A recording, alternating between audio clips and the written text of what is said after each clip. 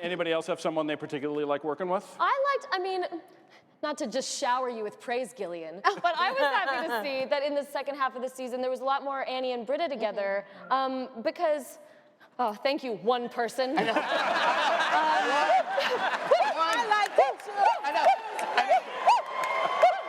Oh, okay, there's one. After that GQ photo shoot, you'd think we get a little bit more love than that. Thank you. But you know, I feel like at first, Annie and Britta in the past have been at odds and because of Jeff and stuff like that. And now this season their relationship more took on a very sisterly vibe and they're still such different characters. And it was fun. It's just fun to see the knowledge that the two of them have in their separate ways and how one informs the other at different times. And there have been a lot of moments for both. Like during Annie's move, I feel like, you know, Britta was trying to give her a lot of advice, but then we have another episode coming up where Annie actually turns out to be the one. Yeah. Kind of know. The student becomes the teacher. Yes. Yes. Wax on and. So you've both moved past Jeff at this point, or at least your issues over Jeff. I mean, why ruin episodes? Let's just have tension on all the characters linger on, right? I mean, come on, what's the fun in us telling you what's gonna happen in these magical 10, 12. Oh, you Only 10 are magical. Only 10 are magic. How do you feel, by the way, about Britta becoming a verb for doing the worst thing possible? It's so great. I mean, it's so great because I felt like that sort of hit right before the show got pulled. So to see like NBC Britted it, like,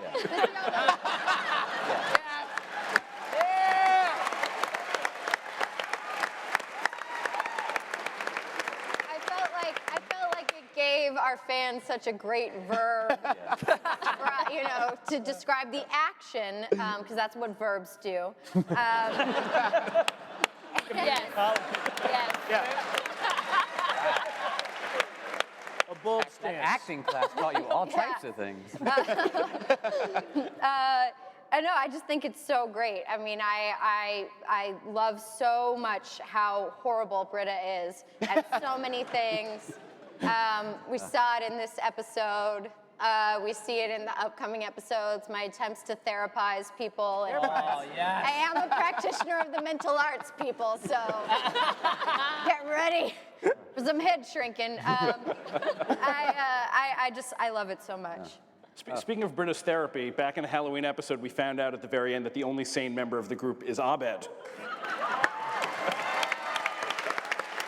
And Abed is also the only member of the group who seems to know that he's a character on a TV show. Coincidence? You know, I mean, it's that test is measuring God knows what. I mean, we don't know if that test, you know, is accurate or if they took the test right or whatever. But yeah, I mean. Oh, way to cop out, Dan. I promise the series doesn't end with a snow globe. I mean, although we've talked about it. The Newhart thing that we all remember, or at least all of us over 30. But the Bob Newhart had 2 shows, and then the second, they were both awesome and both ran a long time. And at the end of the second one, he woke up from a dream in the first one and turned to his other TV wife and said, "You should wear more sweaters." It was amazing, and it somehow worked for them. It didn't make us feel like we hadn't. But I promise I'll never do that.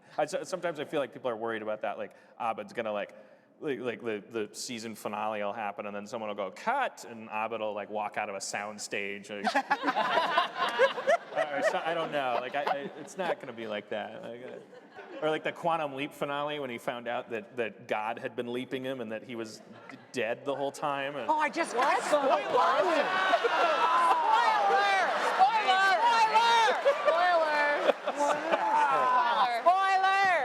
What a waste of my weekend. And then the double irony, the Men of a Certain Age finale.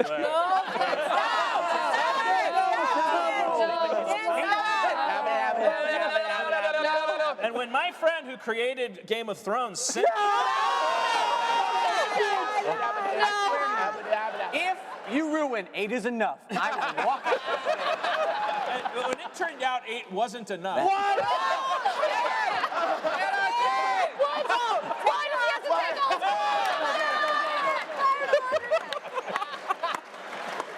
Why did he have to be naked to Careful leave? with the Why'd you eyes. go naked? You always have to get your why clothes did- off, Why'd you go guys. naked?